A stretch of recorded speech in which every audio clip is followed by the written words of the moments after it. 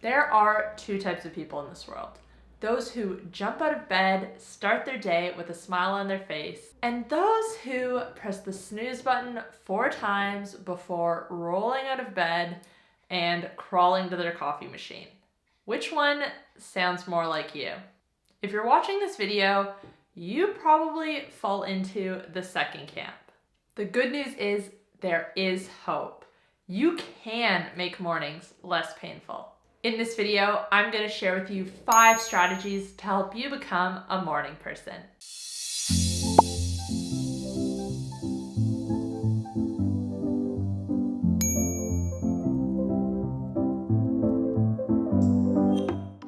Hey guys, welcome back to my channel. If you're new here, my name's Kate. I'm a health coach and I post videos on a high-fat, nutrient-dense way of eating. If you like this video, please give it a thumbs up, feel free to share, and make sure to subscribe. And also make sure to follow me on Instagram, Twitter, and Facebook, where I share new posts every single day. Tip number 1 is to have a consistent bedtime. This might seem obvious to some, but it is so important. Your circadian rhythm is a 24-hour cycle that includes physiological and behavioral rhythms like sleeping. When you go to bed at different times every night, this rhythm is thrown completely out of whack. And it really is no surprise that not getting enough sleep can make it harder to get up in the morning. When we go to bed at the same time every night, our circadian rhythm becomes more established, and as a result, we end up naturally waking up at the same time.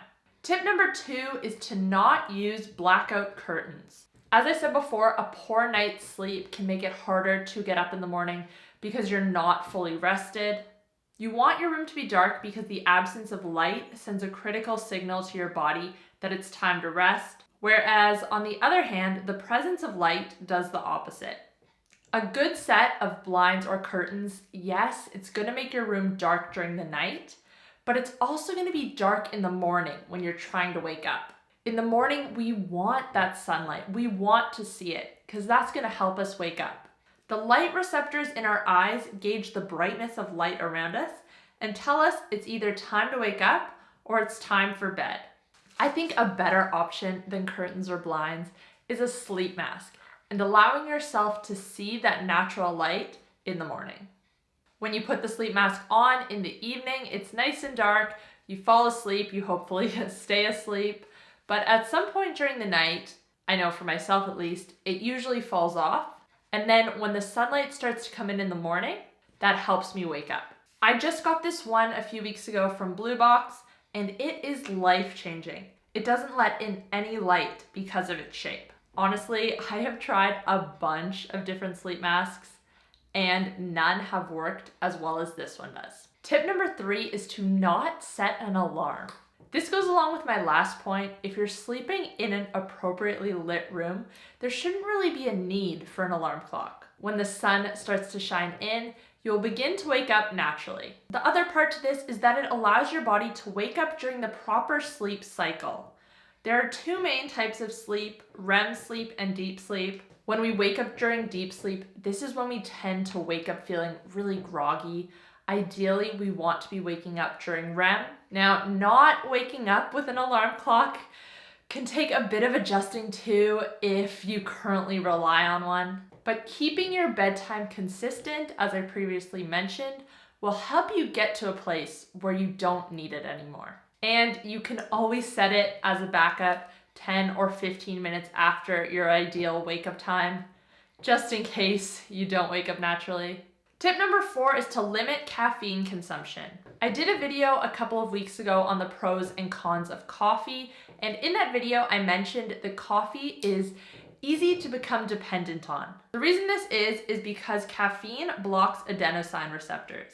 These are the receptors that signal your body it's time to go to bed, and this is one of the reasons caffeine wakes you up. The downside to this is that over time, as you continue to consume caffeine, your body starts to produce more adenosine in an attempt to compensate. You really do end up becoming dependent on caffeine in order to wake up. If you are someone who needs caffeine to wake up in the morning, this might be one of the reasons why. On top of that, if you're drinking it too late in the day, That's obviously gonna keep you awake at night and impact your sleep. In my previous video, I said that I recommend drinking coffee infrequently and strategically. That's going to look different for everyone. Some people are affected by caffeine more than others are. But if you are having a hard time waking up in the morning, it might be time to cut back. Tip number 4 is limiting blue light before bed. This is the final tip, and this one really is a big game changer. Basically, stopping blue light in the evenings after the sun has set improves your quality of sleep, which ties in with point number 2 regarding how our bodies interpret light signals. In the same way light signals our body that it's time to wake up in the morning, its absence also signals our body that it's time to go to sleep. The problem is that when we are staring into lit devices well after sunset, this is giving our body mixed signals. The solution is to eliminate blue light after sunset, and you can do this by wearing blue light blocking glasses. These are from the same company that I mentioned earlier with the sleep mask. These block 100% of blue and green light, and honestly, it's pretty crazy. You don't realize how much we're exposed to it until you put these glasses on and then take them off. I used to previously wear a pair of blue light blocking glasses that had clear lenses, and yeah, these did block some blue light, but not all of it.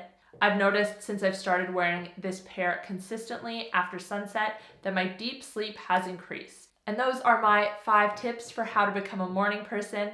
Let me know in the comments down below if you're a morning person. Were you always one, or was it something you had to work at? Let me know down below. Thanks guys for watching. Give this video a thumbs up if you liked it, and I will see you next time. Bye guys.